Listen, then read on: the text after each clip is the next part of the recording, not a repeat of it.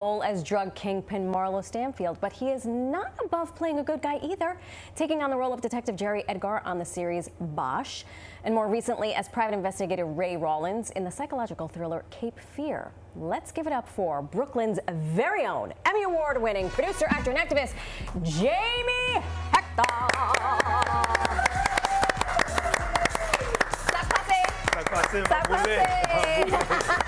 How are you? Great to see you. Great to see you as well. Hey, They like to. I always love a good. That was the question. When you meet someone, what's your greeting? You hug, you handshake, you kiss. Yeah. You know what? For me, there's a lot of kissing. Yeah, same. It's Caribbean. It's Caribbean. Yeah, it's a Caribbean thing. You know, I try to break it sometimes, but I just can't get over it. No, maintain stability. Like That's right. I think I've had people that I've never made contact with because they go in for like a date, and I go like, it's like I just forget it. Yeah, forget it. And you do this it's like, okay, now move to the left. Okay, no big deal. You have so much to get to. We're going to try to get it all in. All right. Well, thanks for having me. Of course. You're welcome.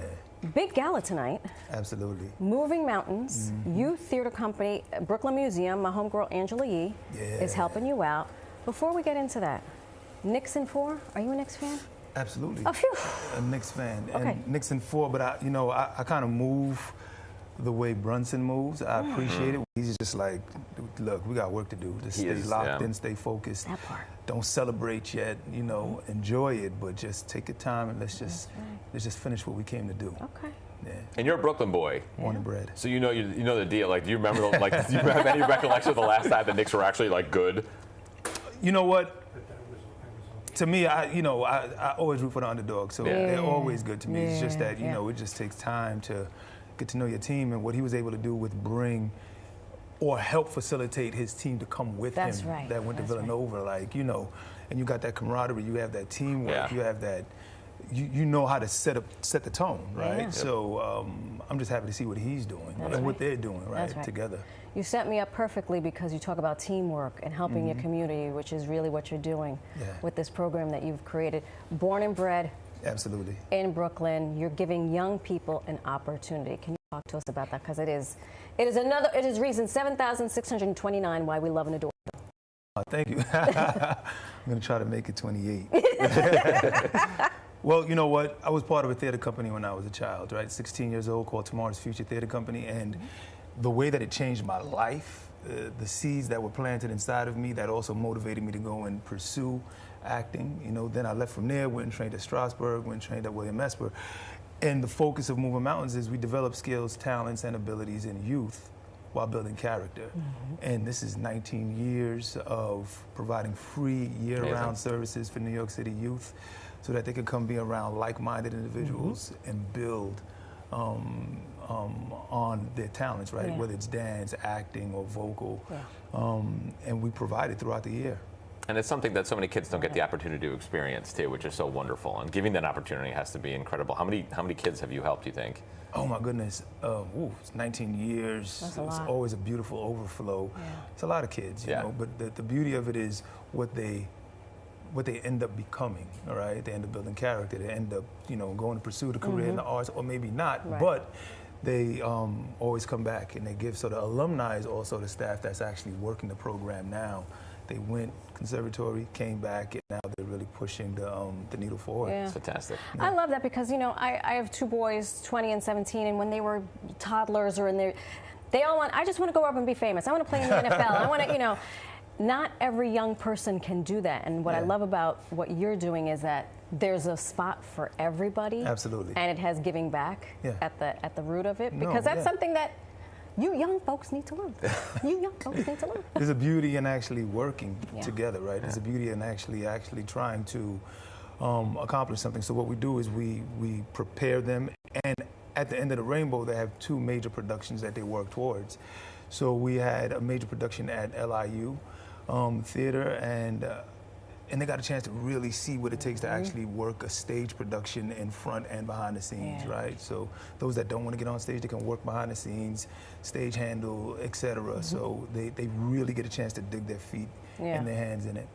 Let's talk about you, because you look too good not to. Do you believe Look at your history. Law & Order, Cape Fear, The Wire, best villain by Rolling Stone. Do you ever just want to do a rom-com? Like, I'm light and effervescent. Let me just frolic in a Central Park with Meg Ryan or something like that. Something ridiculous. I love to watch rom-coms. Do you like rom-com? Yeah, I enjoy rom-coms. I enjoy everything, you know, all genres. But it's something about just, you know, darkness and darkness, but just truth, right? Yeah. So, truth be told, if the rom-com would have come on my desk and it's something that's like rooted in some type of honesty and truth, then I'm down to actually entertain it. Yeah, no, absolutely. You've Got Mail was a very honest film. I love very honest film. You're gonna get the rom-com and you're like, but you're a villain. I know, right? Right. So you grew up in a Haitian household, youngest of 7? Youngest of 7, number 7. Born on the 7th. Mío. How did you, and a Haitian Caribbean, if you know, you know. If you know, you know. How'd you break it to your feet? Hey, I want to be an actor. Well, you know what? It was quiet because how did I break into it? My mother really didn't know, right? Because she was hardworking. Yeah. So she had no idea, and I was just falling into the right places at the right time, which allowed that.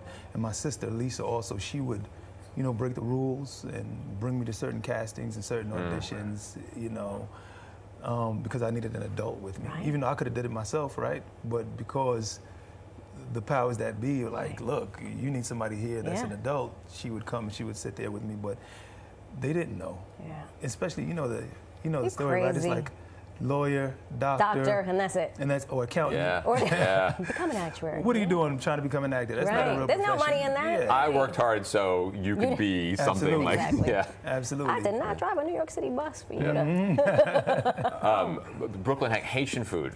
Haitian food. Tell us give us your spot. Do you have a spot, or is it more just home cooking and like family cooking? And you know what? Like it's that? family cooking for me. It's like one of those things for me where when I go out to eat, I want to experience something new. Yeah. Right. So I don't have a specific Haitian restaurant, even though I explore some. But I can tell you about the dishes though. Black rice. Yeah. Mushroom rice. For those that eat meat, griot. I don't eat meat. I'm a pescatarian. But squash plantains, you name it. You know, you will enjoy the cuisine. This is a new one that just opened, a new restaurant that opened up on Rogers. That shout it out. You got to check it out. I don't say it again. Shout it out, Rogers. La Cache. You know what it is? La Cache. Shout out to La Cache. There it goes. That's awesome.